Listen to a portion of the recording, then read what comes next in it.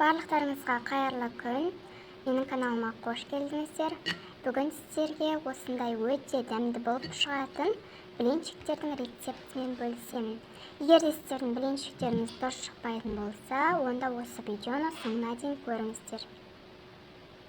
Блинчиктің жақсы шығуының бірден-бір себебі ол барлық заттардың бөлме температурасында болуы. Ең алдымен жұмыртқамызды саламыз. Менде 4 жұмыртқа. Осының үстіне 8 ас қасық құм шекерді саламыз. Және де қасықтың ұшымен тұз. Жақсылап араластырамыз.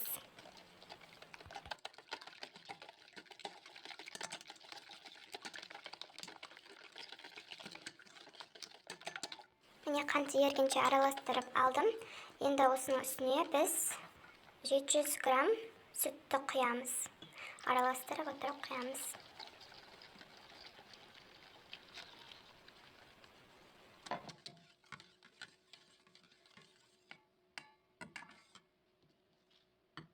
Енді ұн қосамыз. Ұнды міндетті түрде електен өткізіп қосыңыздар.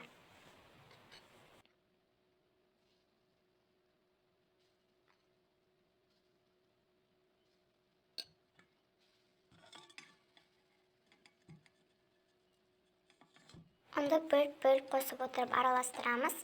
Бірден ұнды қосып жіберуге болмайды, ол кезде қою болып кетуі мүмкін.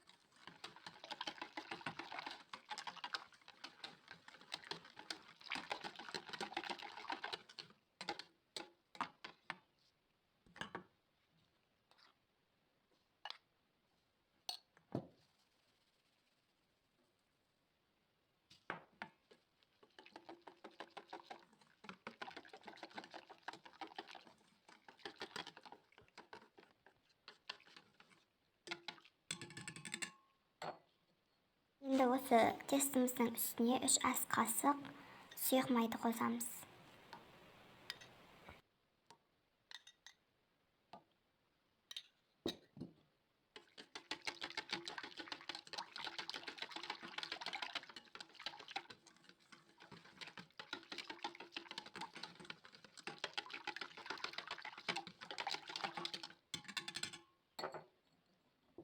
Осындай масса болып шығу керек.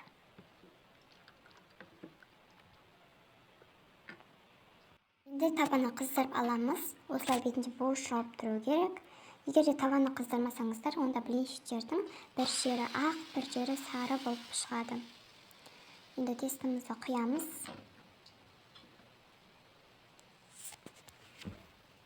Жан-жағы сарғая бастаған кезде зубочисткамен көтеріп отырамыз. Блинчик жасап жатқан кезде табаға вилка немесе басқа да темір заттар тигізуге болмайды. Ол кезде таба мен блинчик бір-біріне жабысып қалады. Сондықтан да ағаш таяқша болмаса зубочистка пайдалануға кеңес беремін.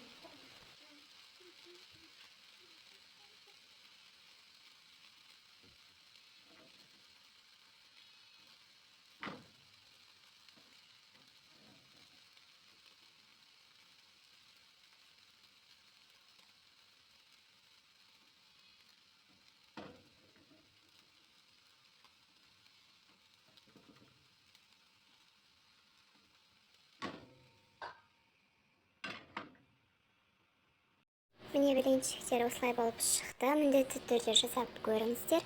Егер видеом ұнаса, лайк басып, каналыма тіркеліңіздер.